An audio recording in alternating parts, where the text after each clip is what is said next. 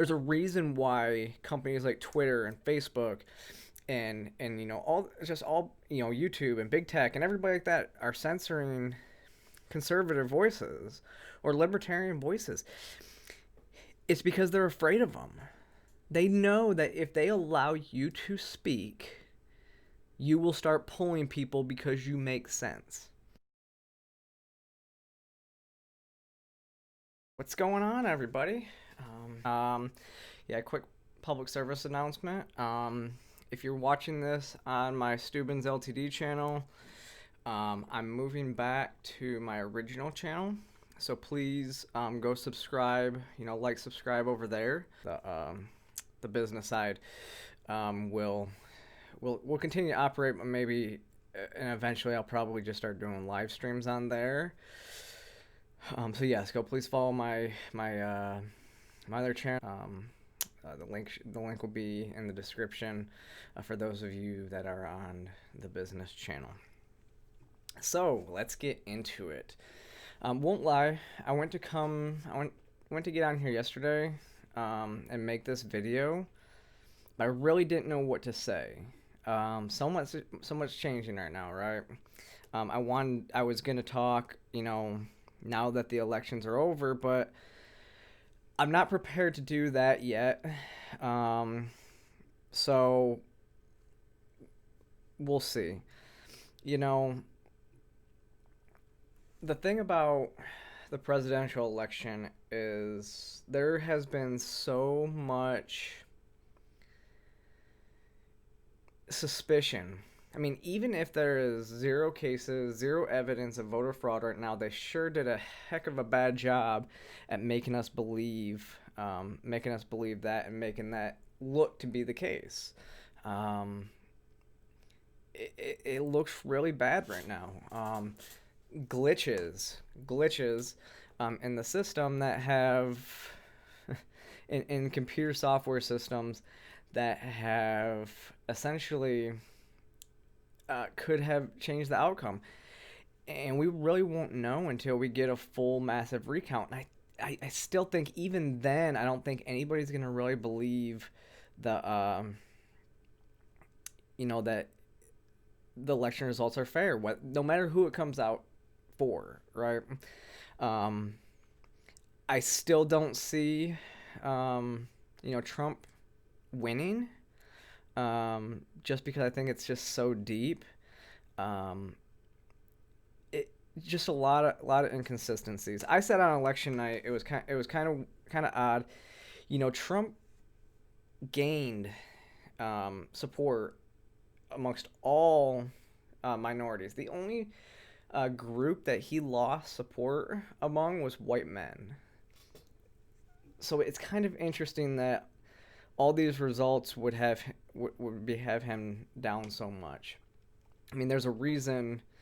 I mean, Miami-Dade County called so early in the night, which that would normally be a very hotly contested area, but they called almost first, almost before anybody, called that night. Um, but it's all a little bit interesting. I'm not gonna get too much into the weeds on that. The jury's still out. I think there's a lot of suspicion, but I'm not gonna go down the whole conspiracy theory route right now with you, um, because I mean stuff is coming out every day. But I do want to talk about Georgia for a little bit because I think that's where our next step is. We have to continue to fight right now to get, you know, just get everything settled. We just need to make sure that we did, that everything happens the way that they could. I mean, you guys know I voted for Joe Jorgensen, and I also voted for my friend Shane Hazel. And I think Shane accomplished what we set out to do as libertarians, right? Get in the conversation. Shane looks like one of the most powerful men in the world right now. He is being asked by the left and right to support Purdue and Ossoff. I always get his name wrong. So Purdue's running as the senator as a Republican, and Ossoff is the Democrat in the runoff for the main seat, and then we also have a runoff in our special election for Senator Isaacson's office, which again, it's kind of amazing that everything's coming down to Georgia right now. Now that Shane is no longer in the race, I will be supporting both Republican candidates. Um, Even if I didn't believe in their message so much, I think it's dangerous to have one party in control of the Senate, the House, and the presidency. I think if we don't have a split Congress right now, and I think we lose the supermajority because they'll just change the rules in the Senate to get anything done. They did that under the Obama administration to pass Obamacare. They changed the rules and only needed a simple majority in order to pass Obamacare. So we know that's a precedent that they've set in the past. I think we'll see it come more full circle. So I will be putting my support behind both Republican candidates. But it is interesting, and it still makes me worried about Georgia's counts, and that's why I think some of this that we're looking at in the presidential race is so important too, because Georgia is that hotly contested state. So a lot of people on both sides are saying Shane pulled, basically pulled the votes from their side. Which Shane, it's obvious he pulled a lot of votes from the Democrats and Republicans, which I'm more surprised because typically libertarians lean more Republican. So I would have expected to see him pull more votes from Senator Perdue.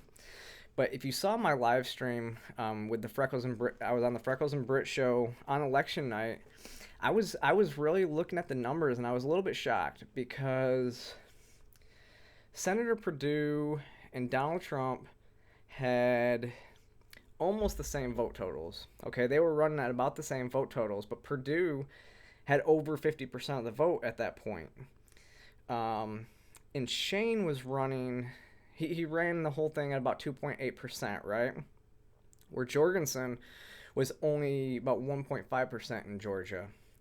So what that tells me is Shane was able to pull more Democrat votes than Jorgensen was in the presidential, which means it's going to be a hotly contested fight for the Senate, come January, which I think that's where I'm going to focus most of my attention on is the Senate. I think we need to do, like I said, we need to make sure everything is finalized with the presidential election, and I support everything that Trump's doing to fight the results. I think there's enough suspicion to make sure that it goes forward. I said this 2 weeks. I said this. I've been saying this for months. I said I was just waiting for this to be over because once election night was over, I said we wouldn't know who the winner was until probably January. I was saying it. I mean, I said it in jest a little bit. But I knew that even if Biden lost, it would be contested. Like we would not be looking at the same thing. We would just be having a different media narrative. If Biden had lost, they would be backing Biden. Right now, they're not. Even Fox News is now starting to cut away from presidential news conferences. Like, now they're starting to even Fox News is starting to censor the White House press secretary and Donald Trump. The Republican Party is finally starting to come out of their shells. For a long time, it looked like, as Steve Day said, it looked like a coup. The Republican Party doesn't like Donald Trump very much either. He messes up business as usual. The Republican Party wants to get back to this, we say this and then go the other way when we're not in power. They refuse to fight on anything.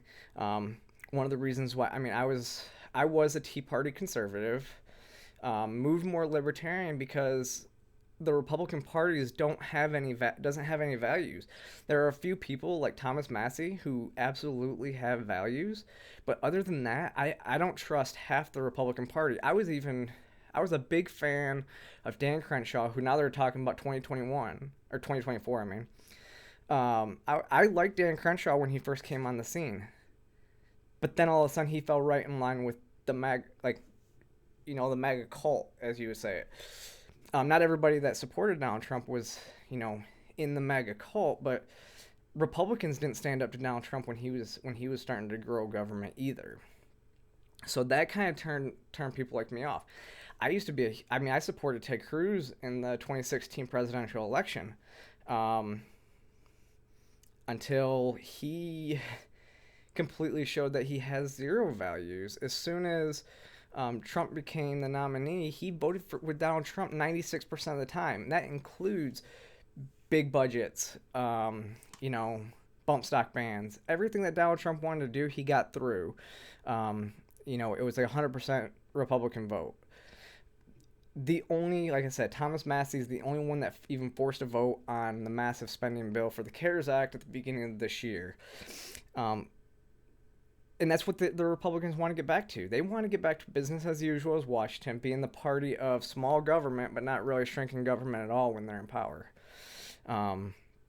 They will oppose Democrats because that's what they do. They're the same, they're the same, just opposite sides of the coin. They like this fight. They like all that. They're the same. I mean, I don't see a huge difference between the two. Even I think the Marxist left is starting to realize that they can't win. They're starting to realize what libertarians realized a little while is what I was just saying about the Republicans. They're starting to realize that about Democrats. Even AOC just said this week that it's probably 50-50 whether she runs again because she can't get anything done, because the Democratic Party is not going to move left, which I've said for a long time as well, that why doesn't like the Bernie Sanders crowd start their own party as well, and then we have 4 parties. It gives everybody an equal shot. You're not going to win the entire vote, but at least you have 4 parties that will actually compete. You don't have the Republican Party and the Democratic Party controlling absolutely everything out there.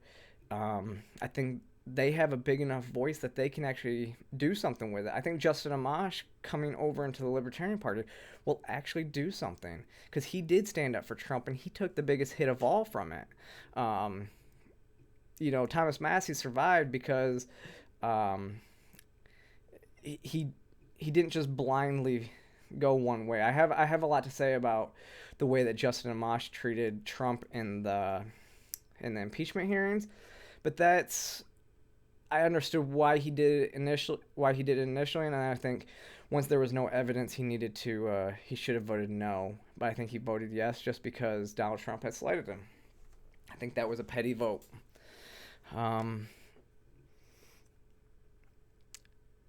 But yeah, so back to Georgia though. I think it's going to come down to voter turnout. We all know that these runoffs and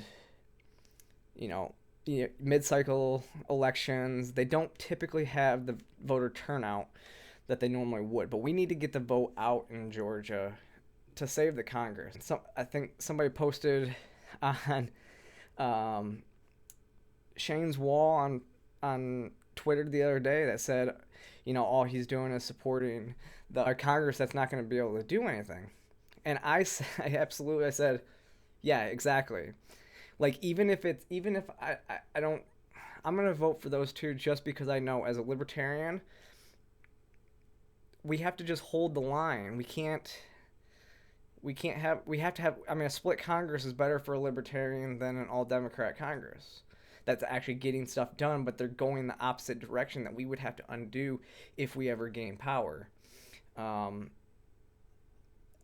Which is the same thing I said about Donald Trump 4 years ago. A split Congress, it does not bother me. It's the same thing I said about Donald Trump or us and the Republicans losing the House 2 years ago. A split Congress is a good thing. no matter who the president is. We have three branches of government. The president is not all powerful. He can't just ram stuff down our throats. And as we saw this last year and how long it's taken to get another stimulus package and everything like that, it takes the House, the Senate, and the president working together to get stuff done, to move stuff forward. And I don't see it.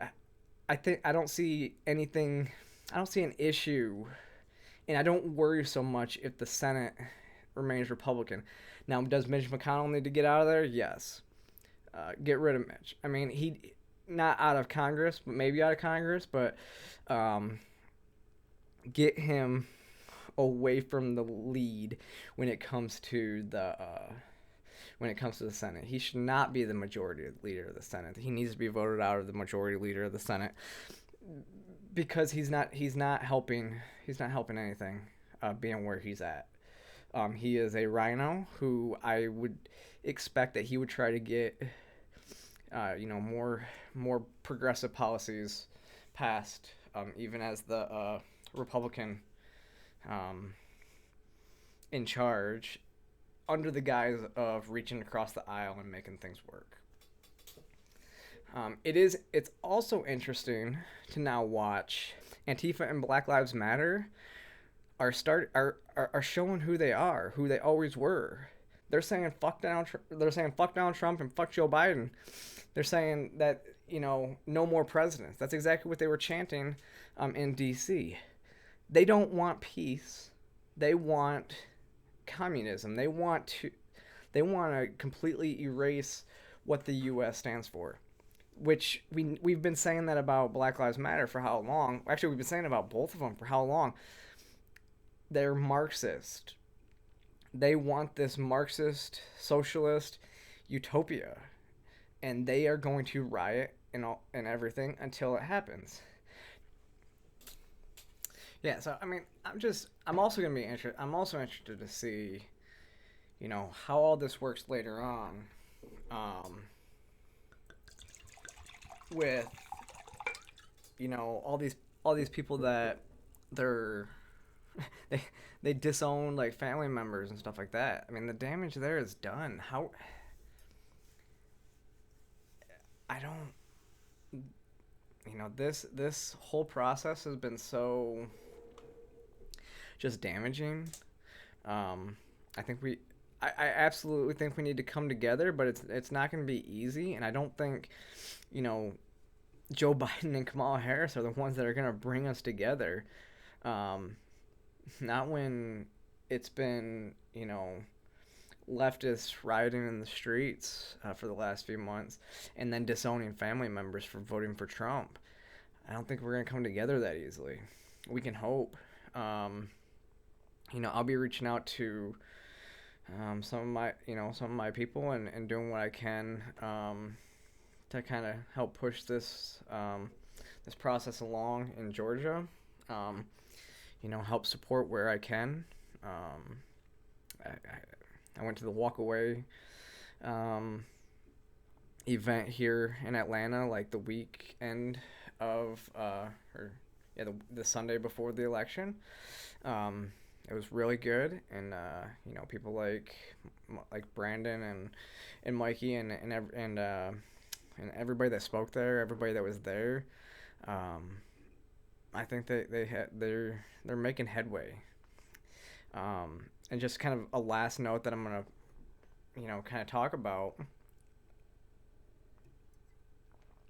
is what I'm starting to see now. Interesting conversation with somebody on Twitter today, talking about moving to Parler. And then I point out that, Parler has been censoring liberal voices. And they said that's fine. Which is not the answer either, okay? We can't censor anybody. You have to be for free speech for all. If you don't win hearts and minds by censoring your opposition. You make a better argument. There's a reason why companies like Twitter and Facebook and YouTube and big tech and everybody like that are censoring conservative voices or libertarian voices. It's because they're afraid of them. They know that if they allow you to speak, you will start pulling people because you make sense. So to say that we should, conservative platforms should censor liberal voices is exactly the opposite. That just shows weakness. It shows that you can't defend your positions. Like I said, the walk away movement did amazing things, and you know why? Because they were able to overcome and actually get their message out there higher than, in a lot better manner. The left absolutely hates anybody who leaves the left. They hate them a lot more than anybody that's always been on the right, like me. Right? I've always been a conservative. They don't mind. They don't really attack me like they attack anybody who has actually been a liberal and left the left. Walked away from the left. Because something in conservative and libertarian messaging got to you, and you walked away because it didn't make sense on the other side. They are losing that battle, and they see it. They see it in Donald Trump's numbers. They see it in all aspects of this election. They see it in all aspects of pop culture. Even before the election, how many rappers started to come out for Donald Trump? They are losing the narrative, and they're going to fight like hell to keep it. And so they are going to demonize anybody who has left the left. It's like trans people and detransitioners. A lot of trans activists will condemn detransitioners more than anybody who is not trans. And the reason is because their voice undermines what they've been saying. They need to keep speaking because we need to come up with a better solution to how we're doing things. And so when you're talking politics, we need a solution, but we also need to be able to talk. We need to talk to the people that hate our voice the most.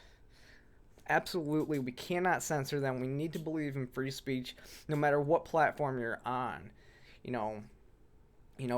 Walk away from censorship doesn't mean just walk away from Twitter and Facebook. It means build a platform that doesn't have any censorship on it. Allow all voices. Let people be heard and let them show you how dumb they are. That's the key to all of this. That's how you win hearts and minds and how you pull more people, because you have a better argument. If socialists and communists had a better argument, they wouldn't need to be rioting. Their argument would take hold. With that, though, I will be back. I have an interview scheduled. A couple interviews actually scheduled coming up with pretty good people. I'll be posting about that. Watch for that to come. The next person I'm talking to, we are going to talk. We're going to dive kind of into more trans issues. It's actually a really good friend of mine, but we also disagree on we disagree on the trans kids and when we should be transitioning and how we should go about that. So it should be a really good discussion, but it's the type of discussion that we need to have. Like I said, really good friend. We just so happen to disagree, but that's what we need to do. Is we need to be able to disagree and also agree to disagree, because that's how you make headway. That's how we make concessions.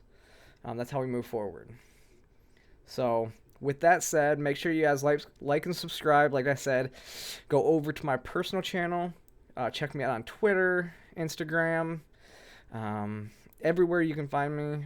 Will be in the links below.